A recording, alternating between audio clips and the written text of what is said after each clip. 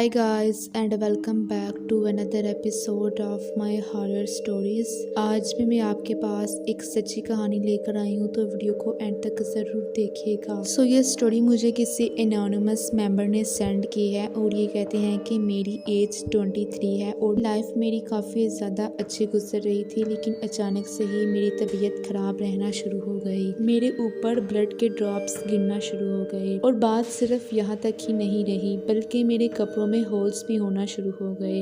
After that मुझे काफ़ी ज़्यादा भयानक नाइटमेयर्स आना स्टार्ट हो गए। फिर कुछ दिन बाद इंतहाई शदीद तरीन हेडेक स्टार्ट हुआ और उसके बाद पेट दर्द। इसी तरह पूरी बॉडी में हर वक्त मुसलसल शदीद तरीन दर्द रहने लगा। फिर एक दिन मैं रात को सो रहा था कि अचानक तकरीबन रात के 1 बजे के टाइम अजियतनाक गर्म तरीन सुइयां पूरी बॉडी में चुभ रही थी,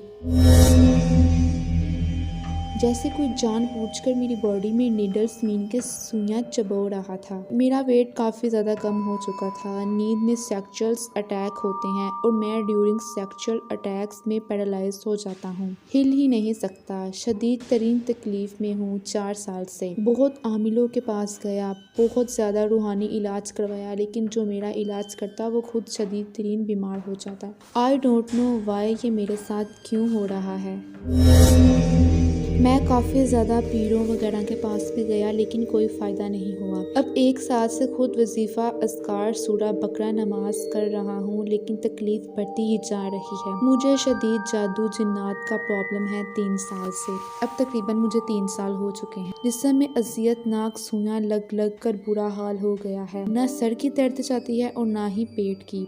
रिपोर्ट्स क्लियर होती हैं 100%। मेरे ऊपर मेडिसिन असर ही नहीं कर रही। आमिलों ने भी जवाब दे दिया है, जो इलाज करता वो खुद बीमार हो जाता। मेरे अंदर जिन्नात के असरात काफ़ी ज़्यादा सरायत कर चुके हैं। मुझे कुछ भी समझ नहीं आ रहा था कि मेरे साथ ये कौन कर सकता है। मेरी फैमिली में से मेरे एक अंकल हैं जो कि काफ़ी ज़्यादा अच्छे हैं, वो मेरे साथ काफ़ी ज़्यादा फ्रैंक हैं। तो उन्होंने मुझे कहा कि शायद तुम घर में रहते हो, इसी वजह से तुम्हारे साथ इस तरह हो रहा है। तुम कुछ टूर प्लान करो, घर से बाहर निकलो। तो मैं उनके साथ टूर पर चला गया। मैं यूएस में उनके साथ चला गया।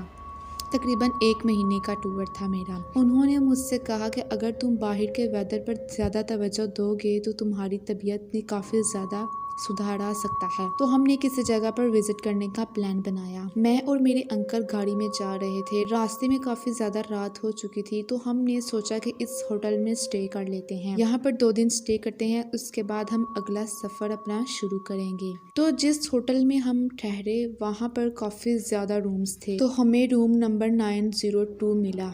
क्योंकि ये अंग्रेज़ों का मुल्क है तो यहाँ पर होटल्स भी काफ़ी ज़्यादा भरे थे। मुझे ये बात बहुत ज़्यादा अजीब लगी कि इस होटल्स में और भी तो रूम्स इतने ज़्यादा खाली हैं, लेकिन उन्होंने हमें वही रूम दिया। हम उस रूम में चले गए। रूम काफ़ी ज़्यादा प्यारा था, लेकिन जैसे ही मैं उस रूम में गया तो मुझे बहुत ही ज़्यादा अजीब फील होने लगा। मुझे घुटन महसूस होने लगी। मैंने अपनी घड़ी साइड टेबल पर रखी और फ्रेश होने के लिए चले गया, लेकिन जब मैं वापस कमरे में आया तो घड़ी साइड टेबल पर नहीं थी, बल्कि वो तो बाथरूम में थी। आई डोंट नो वहाँ पर वो घड़ी कैसे चली गई। मैंने ये बात अपने अंकल को बताई तो उन्होंने कहा कि तुम्हारा वहम होगा, जाने दो इस बात को। तो उन्होंने इस बात पर ज़्यादा तवज्जो ना दी। इसके बाद हम दोनों सो गए। रात को जब मेरी आंख खुली तो मैंने देखा कि मेरे सामने एक औरत खड़ी है, जिसकी मुझे सिर्फ और सिर्फ शक्ल याद है, और वो शक्ल काफ़ी ज़्यादा डरावनी थी। उसका रंग काफ़ी ज़्यादा काला था और मैंने ज़ोर ज़ोर से चीखें मारनी शुरू कर दी। मेरे साथ मेरे अंकल सो रहे थे तो उन्होंने मुझे उठाया और हिलाया, क्या हो गया है तुम्हें। फिर वो औरत वहाँ से अचानक से ही गायब हो गई। सुबह जब हमारी आंख फिर से खुली तो अंकल ने कहा कि चलो मैं तुम्हें बाहर का कुछ सीन दिखा कर आता हूँ, वेदर का। साथ ही में एक रिवर थी। तो तब मैं अपने अंकल के साथ वेदर का सीन देखने के लिए चला गया। जब मैं कमरे में वापस आया तो मेरे वहाँ से कपड़े गायब थे। अब ये 100% श्योर था कि कोई ना कोई ज़रूर कुछ ना कुछ कर रहा है।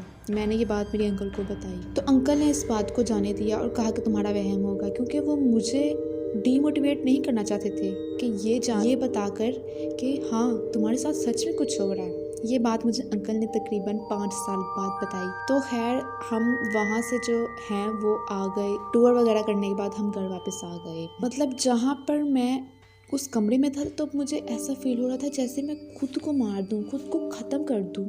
मैं क्यों हूँ, मीन्स कि मैं अपनी लाइफ से तंग आ चुका था। इस तरह के बहुत से थॉट्स मेरे जहन में आए कि मुझे आई थिंक सो सुसाइड कर लेना चाहिए, लेकिन अंकल मेरे साथ थे तो मैंने ऐसा कुछ भी नहीं किया। उसके बाद उन्होंने हमें दूसरे रूम में शिफ्ट कर दिया। जैसे ही उन्होंने दूसरे रूम में शिफ्ट किया तो मेरे साथ सब चीज़ें नॉर्मल हो गई। और मैंने सुन भी रखा है कि अगर आपके साथ कुछ जिन्नात वगैरह के मामलात होते हैं तो आपको किसी दूसरी कंट्री में विजिट करना चाहिए। इससे आपकी बॉडी में काफ़ी ज़्यादा चेंज आता है, आप नई चीज़ें देखते हो, पुरानियों को भूल जाते हो। टूर वगैरह ख़त्म किया और जब मैं घर आया वापस, मैं फ्री हुआ तो मैंने उस होटल के बारे में सर्च किया कि उस होटल में आखिर क्या था। मैंने जैसे ही उस होटल के बारे में लिखा, top of the list 902 room number आया। अब आप लोगों को ये बात बहुत ही हैरान लगी होगी कि उस रूम में एक लेडी ने सुसाइड किया था। उस लेडी ने सुसाइड किया था और वही लेडी थॉट्स जो है वो मेरे जहन में ला रही थी कि मैं भी सुसाइड कर लूँ। लेकिन मेरे अंकल मेरे साथ थे जो कि मुझे हर वक्त मोटिवेट करते रहते हैं, तो मैंने ऐसा कुछ भी नहीं किया। तो ये थी आज की हॉरर स्टोरी। आज की स्टोरी काफ़ी ज़्यादा हॉरर है और ये सच्ची स्टोरी है। आप में से बहुत से लोगों को लग रहा होगा कि ये मैं खुद से स्टोरियाँ बनाती हूँ। नहीं, these stories are actually real. तो अगर आपको स्टोरी पसंद आई हो तो मेरे चैनल को सब्सक्राइब करें और इस वीडियो को लाइक करें। Thanks for watching.